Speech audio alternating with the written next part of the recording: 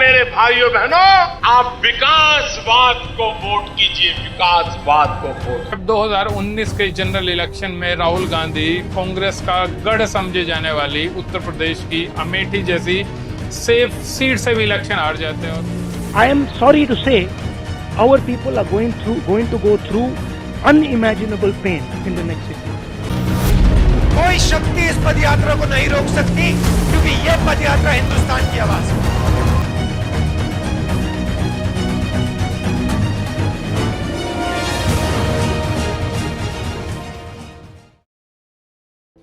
कभी पूरा देश जिस राहुल गांधी को पप्पू कहता था, वही आदमी आज rise from the Ashes like a Phoenix type कहानी लिख रहा है, जिसे देखकर उसके विरोधी भी दांतों तले उंगलियां दबा रहे हैं। जी हाँ, वही राहुल गांधी एक ऐसे कमबैक की स्क्रिप्ट लिख रहे हैं जिसे लोग इम्पॉसिबल कमबैक कह रहे हैं।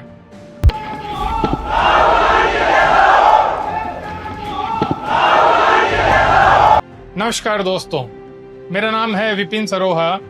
जिस राहुल गांधी की मैं बात कर रहा हूं, उसका मजाक बनाया गया, तरह तरह के मीम्स बने, उस पर तरह तरह के चुटकुले बनाए गए। ऐसी मशीन लगाऊंगा, इस साइड से आलू घुसेगा, उस साइड से सोना निकलेगा।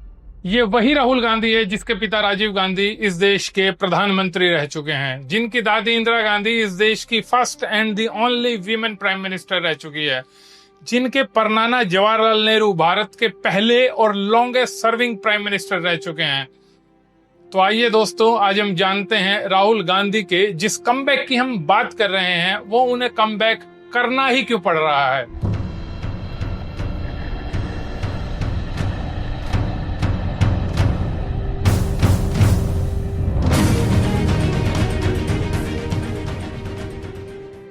जून 1970 को राहुल गांधी दिल्ली में एक रसूखदार पॉलिटिकल फैमिली में पैदा होते हैं, जिसको आप और हम सब लोग अच्छी तरीके से जानते हैं। उस वक्त उनकी दादी देश की प्रधानमंत्री थी। राहुल गांधी की शुरुआती पढ़ाई दिल्ली और देहरादून के बेहतरीन स्कूल्स में होती है। सब कुछ बढ़िया चल रहा था, लेकिन 1984 में देश में एक ऐसी घटना घटी जिसने राहुल गांधी की पर्सनल लाइफ को कंप्लीटली चेंज कर दिया। देश की लाइफ को तो चेंज किया ही किया। 31 अक्टूबर 1984 को उनकी दादी यानी कि देश की प्रधानमंत्री इंदिरा गांधी की उन्हीं के बॉडीगार्ड्स के द्वारा हत्या कर दी जाती है। यह सिर्फ देश को हिला देने वाली घटना ही नहीं थी, बल्कि राहुल गांधी के लिए एक पर्सनल और फैमिली लेवल पर एक शॉक भी था। और इसी घटना के बाद राहुल गांधी की जिंदगी भी बदल जाती है। सिक्योरिटी रीजंस की वजह से उनकी आजाद जिंदगी एक कैद की तरह हो गई। उनका स्कूल जाना बंद हो गया और वो घर से ही पढ़ाई करने लगे।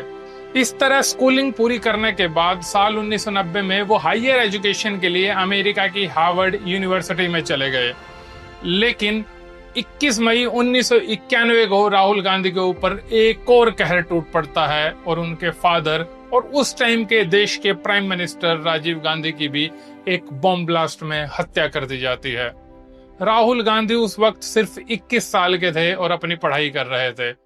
उनकी फैमिली के पॉलिटिकल बैकग्राउंड की कीमत राहुल गांधी को एक बेटे के तौर पर और एक पोते के तौर पर पर्सनली चुकानी पड़ी। अमेरिका में अपनी पढ़ाई पूरी करने के बाद राहुल गांधी इंडिया वापस आते हैं और इंदिरा गांधी और राजीव गांधी की हत्या की वजह से उनके और उनके परिवार पर भी उसी तरह की सिक्योरिटी का खतरा था। इसी वजह से राहुल गांधी को अपनी आइडेंटिटी छुपानी पड़ती है और उनको एक नया नाम दिया जाता है, राहुल विंसी। जरा सोचकर देखिए ऐसे जवान लड़के के बारे में जिसका परिवार देश का पावर सेंटर हो और उस लड़के को अपने ही देश में अपनी ही पहचान छुपाकर जीना पड़ रहा हो, क्योंकि उनकी भी उनकी दादी और पिता की तरह हत्या हो जाने का खतरा बना हुआ था। इसके बाद साल 1995 में राहुल गांधी अपनी फर्दर स्टडीज के लिए यूनाइटेड किंगडम की कैम्ब्रिज यूनिवर्सिटी में चले जाते हैं और वहां से डेवलपमेंट स्टडीज में एमफिल करते हैं। डेवलपमेंट स्टडीज दोस्तों एक ऐसी स्ट्रीम है जिसमें डेवलपिंग कंट्रीज की इकोनॉमी, सोसाइटी, ग्रोथ, इन सब के बारे में कॉम्प्रिहेंसिवली पढ़ाया जाता है। कैम्ब्रिज से डिग्री लेने के बाद उन्होंने लंदन में ही मैनेजमेंट कंसल्टेंट के तौर पर नौकरी भी की। आप में से काफी लोगों ने राहुल गांधी को पप्पू कहकर मजाक उड़ाया होगा, लेकिन आप जानकर हैरान हो जाएंगे, आपने और हमने राहुल गांधी को पप्पू कहा नहीं, बल्कि हमसे कहलवाया गया।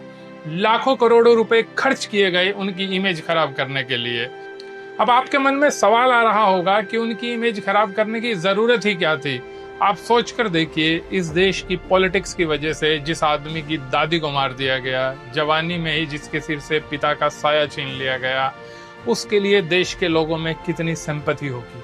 उस सिंपैथी को तो खत्म किया नहीं जा सकता था, तो सबसे इजी ऑप्शन था कि उसको बेवकूफ प्रूव कर दिया जाए, जिससे उनकी ऑपोजिशन के लिए रास्ता आसान हो जाए देश की गद्दी तक पहुंचने का। उनके एडिटेड वीडियोस, आधी अधूरी क्लिप्स, डॉक्टर्ड वीडियोस इतना पैसा लगाकर लोगों के व्हाट्सएप तक पहुंचा दिया गया कि लोग उनको सच में ही बेवकूफ समझने लगे। दोस्तों, हिटलर का एक प्रोपेगेंडा मिनिस्टर था जिसका नाम था जोसेफ गोबल्स। उसका मानना था, उसका एक बहुत फेमस कोट है कि एक झूठ को आप 10 बार बोलिए, 11वीं बार लोग उसे सच समझने लगेंगे। और यही हुआ राहुल गांधी के साथ भी।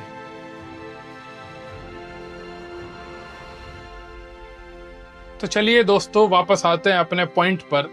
वैसे तो गांधी परिवार हमेशा से ही पॉलिटिक्स के साथ डीप कनेक्टेड रहा है, लेकिन राहुल गांधी ने लाइफ की अर्ली स्टेज पर अपना फोकस एकेडमिक्स और प्रोफेशनल लाइफ पर ही रखा। लेकिन कितनी देर तक वो पॉलिटिक्स से दूर रह सकते थे, और अल्टीमेटली 2004 में राहुल गांधी को पहली बार पॉलिटिक्स में आना ही पड़ा। और जब वो पहली बार इलेक्शन लड़े, उस वक्त इस देश के प्रधानमंत्री थे अटल बिहारी वाजपेयी। मतलब कि उस वक्त भी बीजेपी की ही सरकार पावर में थी। सत्ता का खेल तो चलेगा, सरकारें आएंगी जाएंगी, पार्टियां बनेगी बिगड़ेंगी, मगर ये देश रहना चाहिए, इस देश का लोकतंत्र अमर रहना चाहिए। तब सवाल आया कि राहुल गांधी चुनाव लड़ेंगे कहां से, और डिसाइड होता है कि राहुल गांधी उत्तर प्रदेश की अमेठी सीट से चुनाव लड़ेंगे, क्योंकि 1967 यानी 1967 से कांग्रेस का अमेठी पर दबदबा रहा है, और 2019 तक कांग्रेस यहां हारी ही नहीं कभी। और 2004 में भी बड़ी आसानी से राहुल गांधी वहां से जीतकर पार्लियामेंट पहुंच जाते हैं। 2004 में एनडीए चुनाव हारती है और कांग्रेस यानी यूपीए चुनाव जीतती है, और कांग्रेस का ही पीएम बनता है। सबको लग रहा था कि या तो सोनिया गांधी प्रधानमंत्री बनेगी या राहुल गांधी, लेकिन इस समय सबको हैरान करते हुए पीएम बनाया जाता है डॉक्टर मनमोहन सिंह को। I am a politician by accident and I became a prime minister by accident.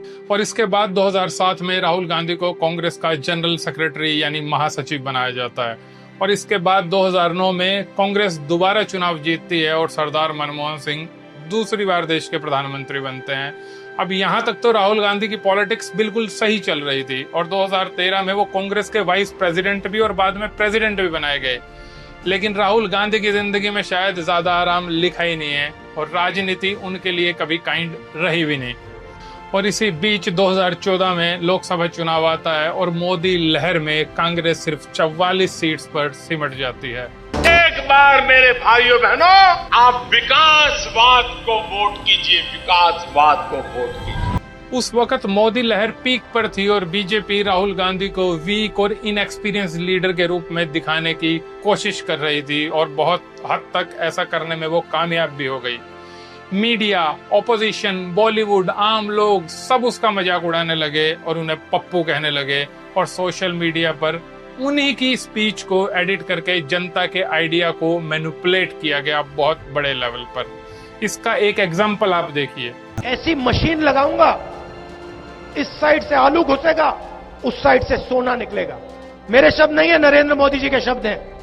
और इस तरीके से काट छाट कर डाली गई वीडियोस से उनकी इमेज सीरियस लीडर की बजाय एक बेवकूफ और लाफेबल कैरेक्टर की बन गई, और यह उनकी पॉलिटिकल लाइफ का सबसे बड़ा डाउनफॉल बन गया, और जो कई सालों तक उनकी इमेज मिट्टी में ही मिलाता चला गया। यहाँ तक कि उनकी खुद की पार्टी के अंदर भी उनकी लीडरशिप पर सवाल उठने लगे, और ये डाउनफॉल अपने एक्सट्रीम पर तब पहुंचा जब 2019 के जनरल इलेक्शन में राहुल गांधी कांग्रेस का गढ़ समझे जाने वाली उत्तर प्रदेश की अमेठी जैसी सेफ सीट से भी इलेक्शन हार जाते हैं, और वहां से बीजेपी की स्मृति ईरानी चुनाव जीत जाती है। उस वक्त भी राहुल गांधी ने रिग्रेसली कैंपेन किया, चौकीदार चोर है जैसे स्लोगन्स भी दिए। चौकीदार चौकीदार चौकीदार। अमेठी की हार वाला मोमेंट इनकी इमेज को और नीचे ले जाता है और पूरे देश में ये नरेटिव बन जाता है कि this is the end of the political career of Rahul Gandhi. और इसके साथ ही राहुल गांधी कांग्रेस के प्रेसिडेंट की पोस्ट से भी रिजाइन कर देते हैं। लेकिन असल में यहीं से उनकी पॉलिटिकल जर्नी स्टार्ट होती है। कहानी इंटरेस्टिंग बनना तब शुरू होती है जब 2020 के बाद Rahul Gandhi gradually narratives build करना शुरू करते हैं। कोरोना के कहर के खिलाफ उन्होंने बहुत टाइम पहले ही मोदी गवर्नमेंट को वार्न कर दिया था कि तबाही आने वाली है, और इस सब पर भी उनका मजाक उड़ाया गया, लेकिन बाद में जाकर उनकी ये वार्निंग सही साबित हुई। And I've been warning the government that a mass coming, and they are fooling about, they are not clear about what they have to do. India should be preparing itself not just for COVID virus, but for the economic devastation that is coming. Right? I'm saying it again and again and again. Nobody is listening to me. I am sorry to say, our people are going to go through unimaginable pain in the next 6 months. किसान आंदोलन से लेकर Hathras rape case तक हर मुद्दे पर Rahul Gandhi consistently आवाज उठाने लगे। और सबसे बड़ा टर्निंग पॉइंट तब आया जब 2022 में राहुल गांधी ने इस देश को रूट लेवल से समझने के लिए इस देश के कोने कोने में पैदल जाने का डिसाइड किया और अनाउंस किया अपनी एम्बिशियस भारत जोड़ो यात्रा को। कोई शक्ति इस पद यात्रा को नहीं रोक सकती, क्योंकि यह पद यात्रा हिंदुस्तान की आवाज है।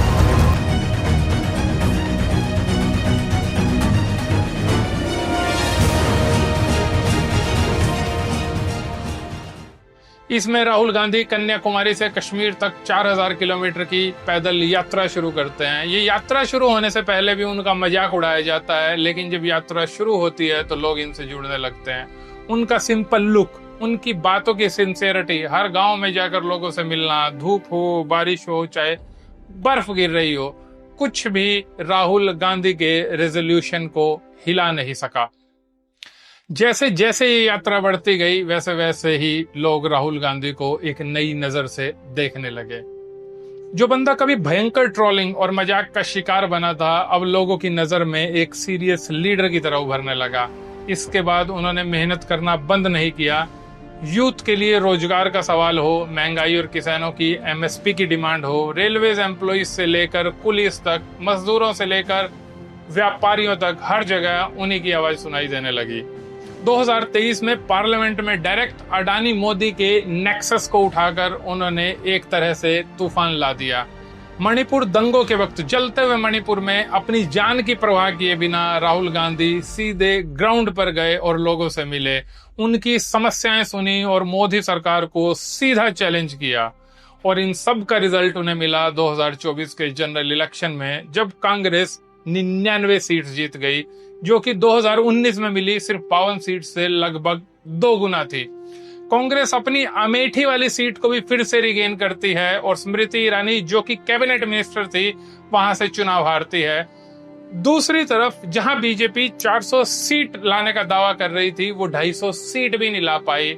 इस बार राहुल गांधी रायबरेली और वायनाड दोनों सीट से चुनाव जीते और 10 साल से बिना लीडर ऑफ अपोजिशन वाली पार्लियामेंट में लीडर ऑफ ऑपोजिशन भी बने।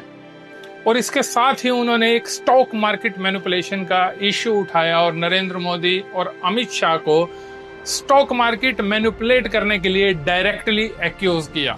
प्रधानमंत्री ने 2-3 बार 4 बार देश को कहा कि स्टॉक मार्केट तेजी से आगे बढ़ने जा रही। होम मिनिस्टर ने सीधा कहा कि 4 जून को स्टॉक मार्केट आसमान में जाएगी, लोगों को खरीदना चाहिए। जून के पहले आप बाय कर लेना, 4 जून के पहले।